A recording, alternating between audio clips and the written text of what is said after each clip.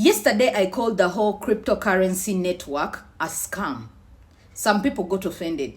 But that's because I call the whole money system a scam. And so, if you want to understand why, listen in. I'm going to explain. On 1st July of 1944, the superpowers of this world had a conference at the Bretton Woods Hotel in Washington. When I say superpowers, I mean there were 730 delegates from only 44 allied nations. 0 African, because we're still what? Under chains of colonialism. Anyways, so these guys at the Bretton Woods conference, they discussed the formation of what was known as the International Bank for Restructuring and Development, currently known as the World Bank. How will you know that if it wasn't for me? Anyways, these guys led to the formation of the World Bank as we know it today and the International Monetary Fund. These structures were established right after World War II to help with what? Development. At the same time, they wanted to make sure that the economic crises that happened after that German war will never happen again. And so, at that conference, they said everybody has their own money, but how can we make sure that the whole world is running on the same system? They agreed that they are going to all be using the US dollar.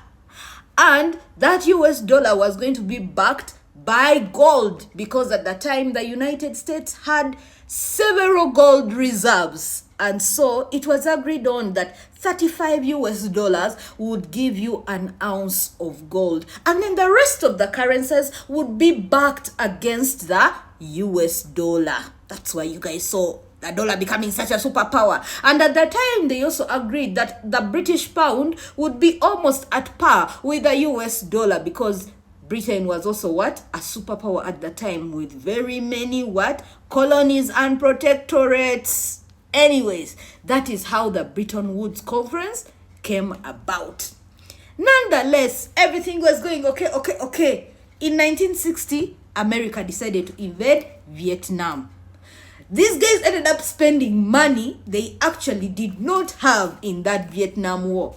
And so, countries like Spain, France, those guys in Europe were concerned. They were like, wait, we are getting all these US dollars and working with them, but do you have the gold of the US dollars we are holding in our reserves? They went on to America and they said, please, give us the gold for the US dollars we are holding right now. Hey, at the time, the president of America was known as Richard Nixon. This guy came out in 1970 and said, I speak the truth to shame the devil. We don't have that much gold as we promised. And so, after that, now the world was supposed to use the US dollar on faith that it is going to maintain its what? Its value. Anyways, in 1973, America signed a deal with Saudi Arabia to trade all of their oil in US dollars.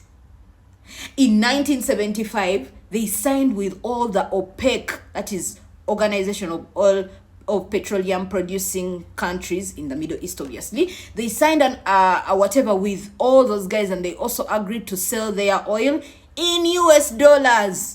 Now, oil is consumed globally, and so if these guys are selling in US dollars, they're going to earn US dollars. That means they're going to have to reinvest in the US economy. That means those US dollars are coming back to the what? To the Federal Reserve in the United States of America through the stocks and bonds that these guys will be buying. Now, to my cryptocurrencies, especially talking about Bitcoin. All these cryptocurrencies, you need a mobile wallet where then you upload your US dollars that you have, then you buy the cryptocurrencies. And then even after you're done trading or having those Bitcoin, you withdraw into your wallet again and then put into what? Your normal account. Now, why would you tell me you're bringing a system which is a solution to the primary system we have of governments and so on, yet it starts from you having these government-issued US dollars? Do you see why I call it a scam?